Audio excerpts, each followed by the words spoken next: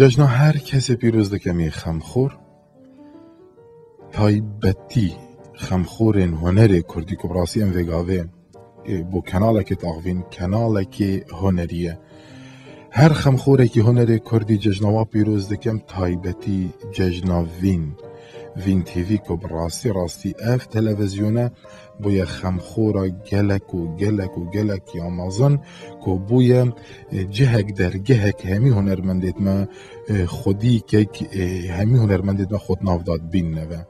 Spas bo wê cureta Vîn TV de te xwe, spas bo wê xemxorî û waşiyanê divîn hey. Ev sala 2012 anehiya Xwedê Vîn TV karet mastir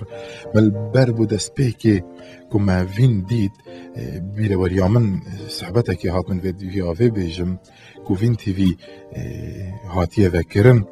Ez bartêm êkem roj ez yê amade bûm û me ev strana bu hemî xelkê me got mizgîn li Kurdistanê Vîn TV hate meydanê debîte dilxweşiya seranserê cîhanê ku rastî şiya bibîte cihê dilxweşiya seranserê hemî cîhanê. Hêvî dikim sala 2012 karê baştir û pêşveçûn berdewam her serkeftî bin û xemxoriya we jî bîra kesekê naçî.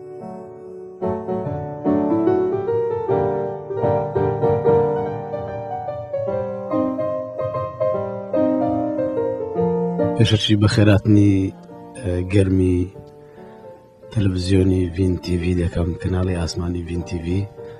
زۆر خۆم بە بەختەوەر دەزانم زۆر خۆم بە خۆشحاڵ دەزانم کەوا ئەو دەرفەتیان پێدام بتوانن لە ڕێگای کەناڵەکەتان پیرۆزبایی لە هەموو گەلی کورد بکەم و لە هەموو کوردێکی باش بکەم پیرۆزبایی خۆم ئاراستەی هەموو کوردێک دەکەم لە ڕێگای کەناڵەکەتان بە بۆنەی هاتنی ساڵی نوێی ساڵی 2012 هیوادارم ئەو ساڵ بێتە مایەی خۆشبەختی بۆ هەموو ئینسانێک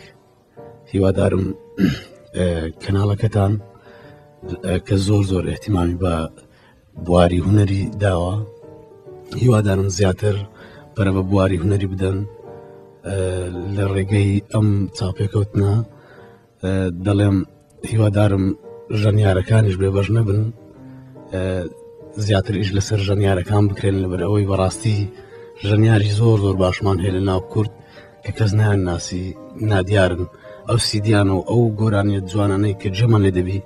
هەموو بەدەست و پەنجەی ئەو ژەنیارە جوانانە عەزف کراوە کە زۆربەیان نەناسراون هیوادارم زیاتر پەرە بۆم بوارە بدەن لەگەڵ ڕێز و سوپاسم نیهات ساوەڕ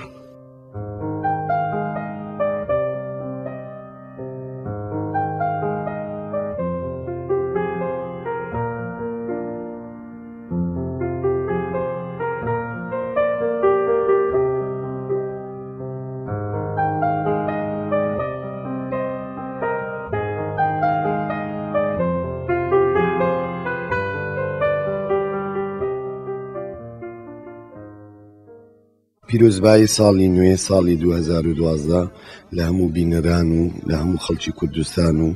لە هەموو سەروەرانی شەهیدان و هیوادارم ساڵێکی پڕ لە ئاشتی ساڵێکی تەبایی و برایەتی و پێکەوە ژیان و هەردەم کوردستانێکی پڕ لە ئاشتی و ئازادی و دیموکراسی بیت.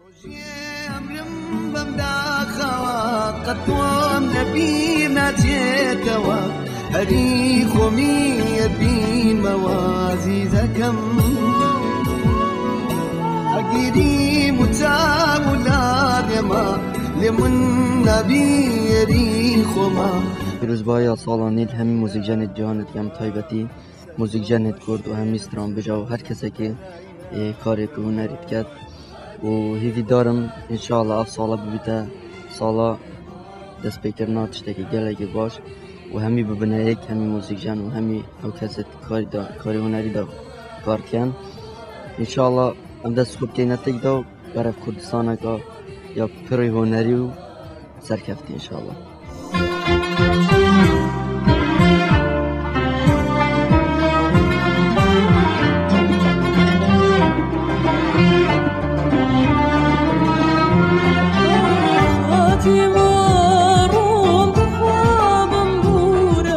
پیرۆزبای ساڵی نوێ ساڵی 2012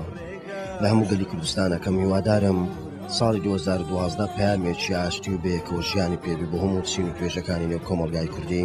و کۆمەڵگای کوردی بەرەو ئاراستەیە بڕواکەی تر هەر تاکێکی تەندروستێکی تەواوی هەبی هەم لە ڕووی بڵێن معریفەیەوە هەم لە ڕووی هۆشیاریەوە هەم لە ڕووی ئاراستانێکی تر بەرامبەرەکەی خۆی دەیپێچێتن من هیوای زۆرم هەیە لە ساڵی 2012 هەمومان لەگەڵ هاتنی ئەو ساڵە پەیمان بە خۆمان بدەین کە لە پام و کارکردنی خۆمان ئامانجەکانی خۆمان بپێچین هەر یەکەو لە لای خۆی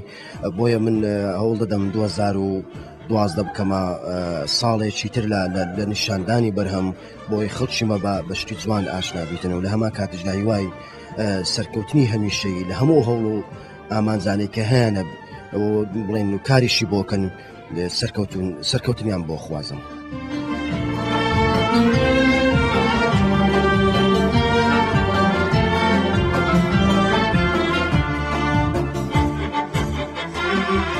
دەچمە هەراوان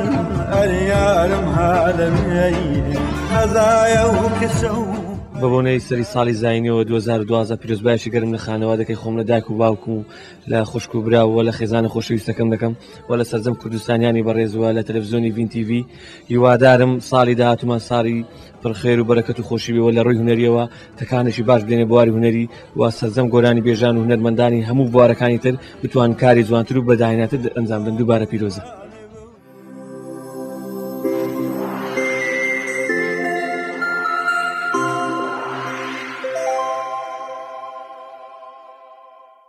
بەهەلکەفتنا هاتنا سەرێ ساڵانوی یا 2012 ئەس پیرۆزبایین خۆ سڵاوێن خۆ ئاڕاستەی هەمی خەلکی کوردستانی دیکەم و هەمی هونەرمەندین کوردستانی دیکەم و هەموو کارمەندین ڤین تیڤی و هیویدارم سەرساڵا بهێت ئانکو جەژنا بهێت جەژنا دەولەتبوونێ و سەرکەفتنا گەلێ کوردستانی بیت و گەلێک سوپاس سڵاف. گەریام وەز باشارون چین و ماچین و ئیرانون نەروش هەلاتون نەروش ئامان هەلکەفتنا vê salê salanî pîrozbahiyê li hemî milletê Kurd kem hêvîdarim milletê me hemî gava du xweşê da bitin we jiyana wa pirî xweşî û keyf bitin. هر وسا سلاوت من بو حاجیکر دنگ من هیویدارم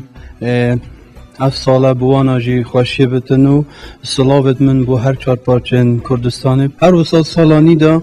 ایشالله بر همه من جی دهتا خاری و دیوانا گله بتن به هلکفتنی سالانی جی دا لوانا پیروز کن بر همه خوشی و هر وسا دوباره هیویدارم سالانی سالالی بورین و پیک و جیان و خوشیه بتن و کیف و سمایه بتن پیروز سالانی.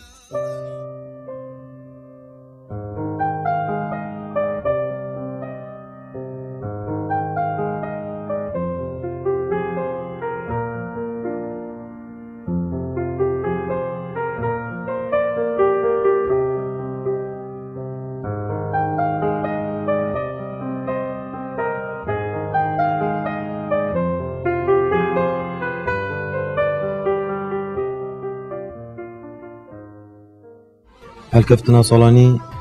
ئەس سەرساڵا هەمی ملەتی کورد پیرۆز دکەم لە کوردستانê و ji derbê Kurdistanê û daxwaza saleka xweşî û tenahî bitin û înşallah em çi nexweşiya nebînin sala bêt û pîrozbahiya hemî hevalêt xwe dikim û hemî karmendê di Vîn TV û înşallah dilekê xweşî bijînin.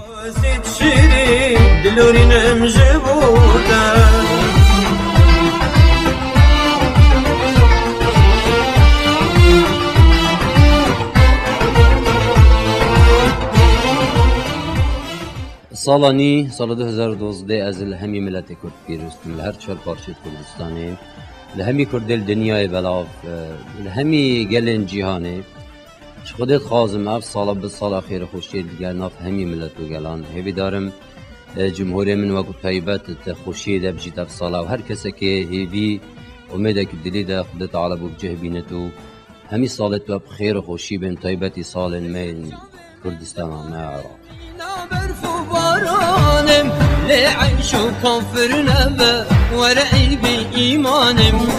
سرجام من دبار المينا برفو برانم لعيش وكفر نبا ورعي بإيمانم پیرۆزبایی خۆم ئاراستەی گەلی کوردستان دەکەم بە بۆنەی هاتنی ساڵی نوێ و هیوادارم لە ساڵی نوێ ئەم ساڵ کە دێت ساڵێکی ئاشتی بێ ساڵی تەبایی بێ ساڵێک بێ کە خێر و خۆشی و بەرەکەت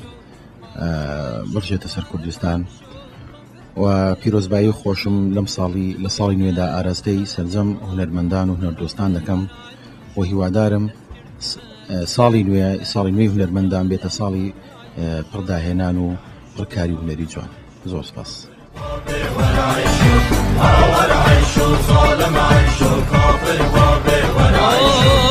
دل وجيرم حاليا الخرابة ورعيشو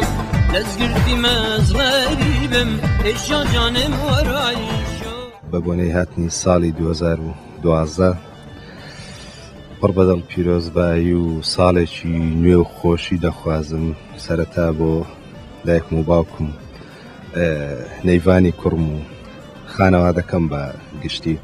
هەروەها بۆ ملەتەکەم بۆ کوردستانەکەم لە هەر چوار پارچە بە هیوام لە ساڵی 2012 دەرفەتێکی وە بخوا بڕەخسێ هەر چوار پارچە هەر 5 پارچە بەوەی ڕووسیاشەوە ئەو سنوورە لە بینمان نەمێنێ و ئاشتی و خۆشی و شادی و هەموو شتێکی جوان و خۆش بۆ میلەتەکەمان بڕەخسێ و داخوازین جارشتر لێوەش پیرۆز بێت و خۆشحاڵم ئینشاڵڵا هەر بە خۆشی یەکتریش دەبینینەوە.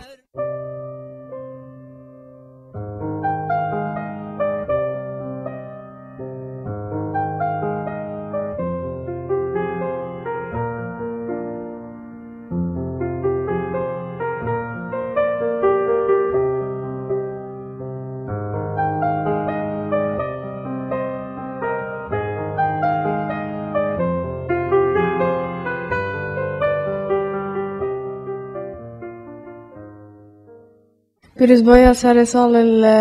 همی خلقت کردستانت کم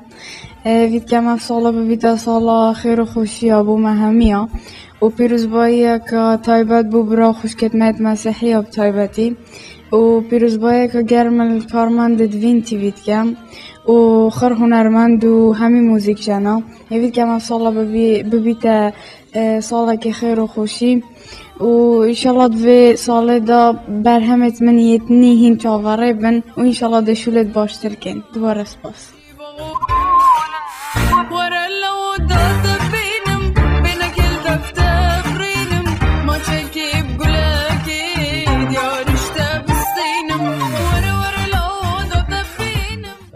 أسر صالاني لهمي ملات كرد وهمي بنارين كانال بين تي في وهذا صال كرمان دي بيروسكام هیویدارم اصالانی وین تی وی هر بردام کل سرکاری نیتر سرکاری گلک باشتر سرکاری گلک پرشناتر هر وصا اصالانی بوده بردک بود گورینیان بو تیپاربونی مستوایان است هنر کردی بو است گلک باشتر هر وصا هیویدارم اصالانی ام هنرمندی خویان ام موزیسیانی خویان نصران بیجی خویان هر کسی که باری هنر در کار کردن نه بس بکلیپ ببینید سر کانال وین تی وی هر روز کار زندی یا کنسرت زندی یعنی اف هنر وین تی وی پیشکش کردن نه بس بتکلیپ کنسرت پروگرامی شو هر چیز زندی بیتن راستی ام وقت بینریان وقت هنرمند بیدی باردم کار کردن ام بدیوینه وانت شوینی و دوباره از سالانی پیروز کم الفین تی وی و همو بینر توی کارمندگی بلس پاس